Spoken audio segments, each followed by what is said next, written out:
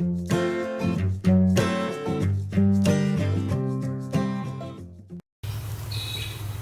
folks, this is Dragon. Another video on some food preserving. Part of the overall picture of sustainable food, preserving foods, carry over the lean seasons and so on. Now what we've got here in front of us is a combination of commercial type foods that we've canned and preserved, and also some of our own preserving. So first off, I'll cover the commercial stuff. One of them being rolled oats. This was canned back in 06, 6 years ago. Oats is not one of those things we can readily grow around here. So we bought quite a lot of it in bulk and canned it. One of the things with oats, and with indeed many commercial and so even some organic food crops, is you've got to keep the weevils and the other little critters that breed in them out of them, so that it doesn't destroy the food. Now, an old timer showed me a way to help prevent that quite a few years ago, and it's been very successful. And this is only one method of preserving food. I'll pop the lid off this one, and I'll show you how well it is. So if we can get a close-up of that. Basically it's an old coffee can or Milo can or something being cleaned out, and those are the rolled oats in there. Okay, as you can see, they're quite good.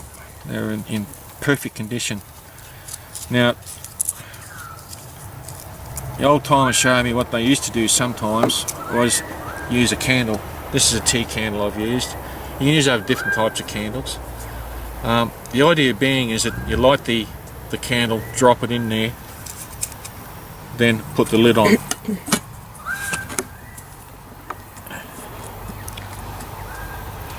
Now, while the candle's burning in there, it's burning up all the oxygen in the air in there, which prevents anything from breathing in there or living in there, producing a high content of carbon dioxide, amongst other things.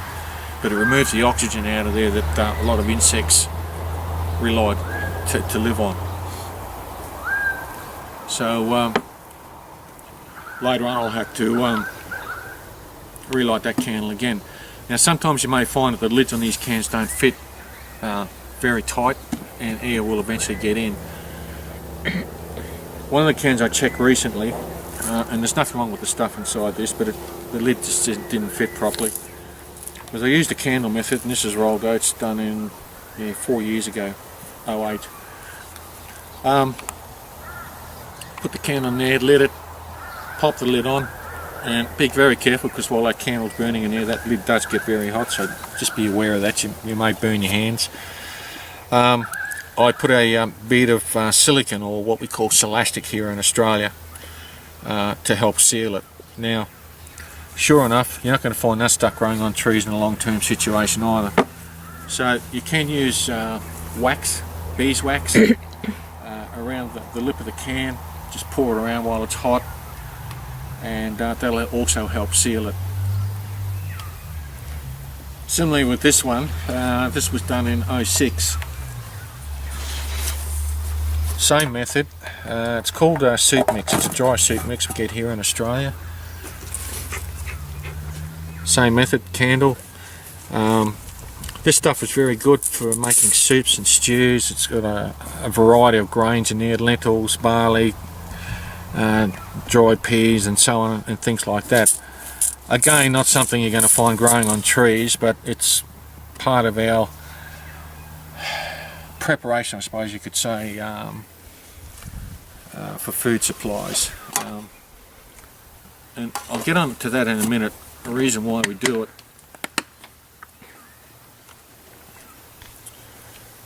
The other one is we've got what we call here in Australia the Vacola bottling system. for preserving mainly vegetable and fruit, that type of thing. It's a totally different system to what's used in the United States, where you can can meat and stuff like that. With the Focola system we use here in Australia, it's not recommended. In fact, it's a bit on the dangerous side because it's a whole different system to what they use in the United States. But basically,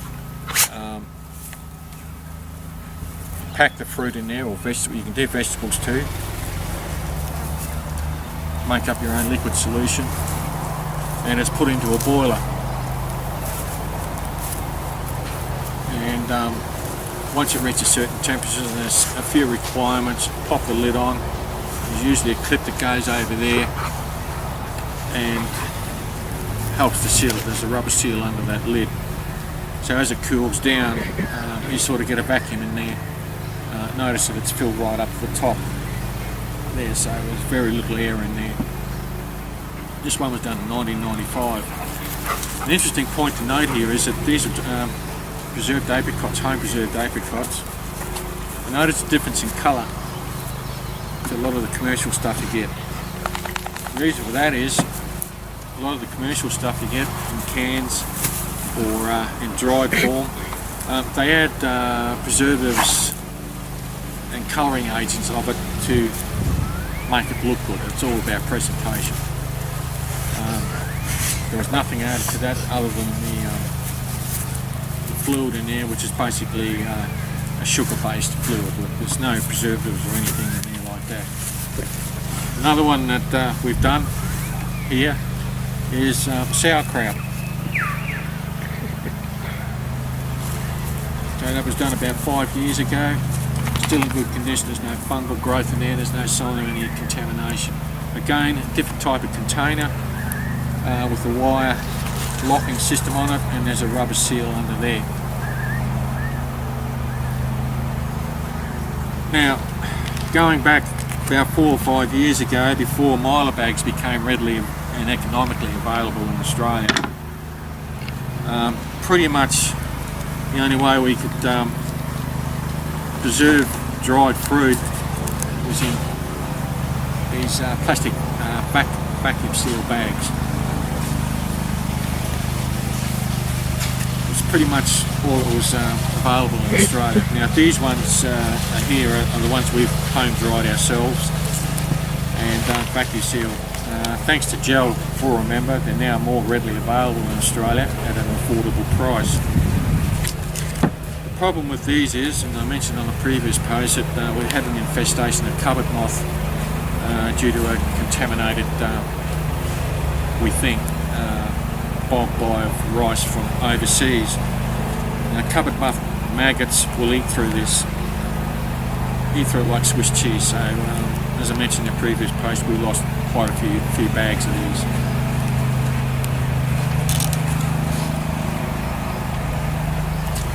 But we've dried these.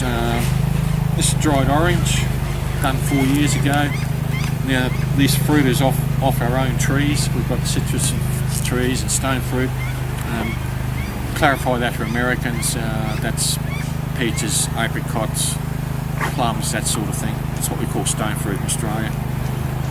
Now these are quite dry. In the drying process we used a grid power dehydrator. Some of it was actually dried on trays around our wood heater, going back a few years ago when we had some very cold winters. And all in all, it's been very successful.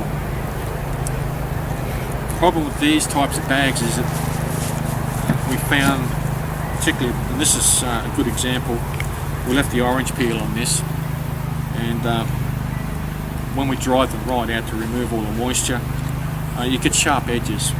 Same if you do put pasturals and things in there, and actually punches holes in these bags. So the mylar bags are much stronger and better, and certainly insect resistant to these types of things. But to use this, just open it up, drop it in some water. That's a bit hard to chew. Just rehydrate it and away you go. Same with the plums. We've got blood plums here. There's a tree down there. bears fruit very heavily in early spring, and we've done that ourselves. Now,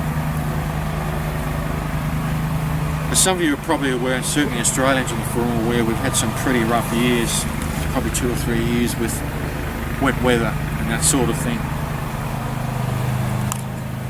The tree behind me is what they call a bushland. We preserved lemon off that using the drying method, citrus trees and that sort of thing. Now,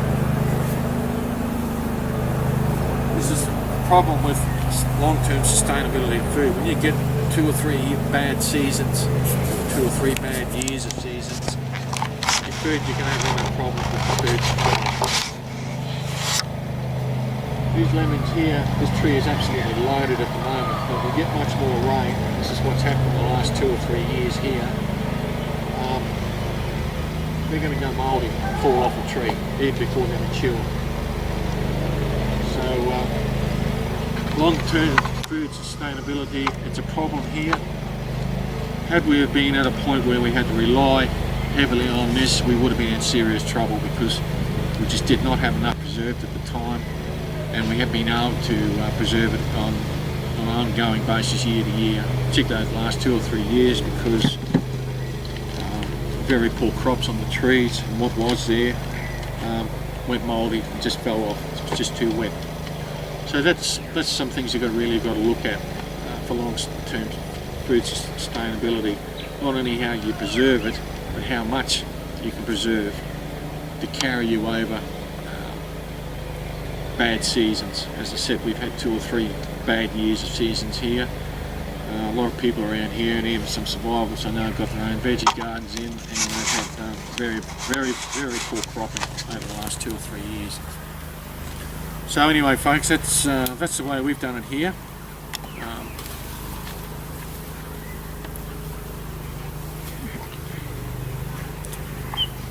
It might be look a bit primitive, but Australia being in the backwoods, and some of these preserving methods are now available overseas, we had to improvise, and this is what we did, and it's worked quite well, very well in fact.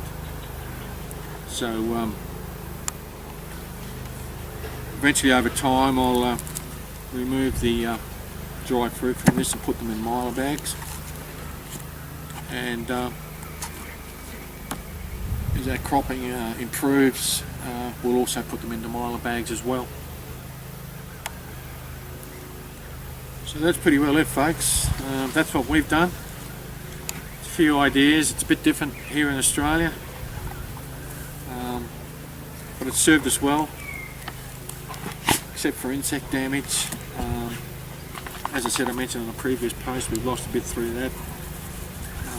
This stuff is fine. It's quite edible. Anyway, that's about it. Thanks very much for watching, folks.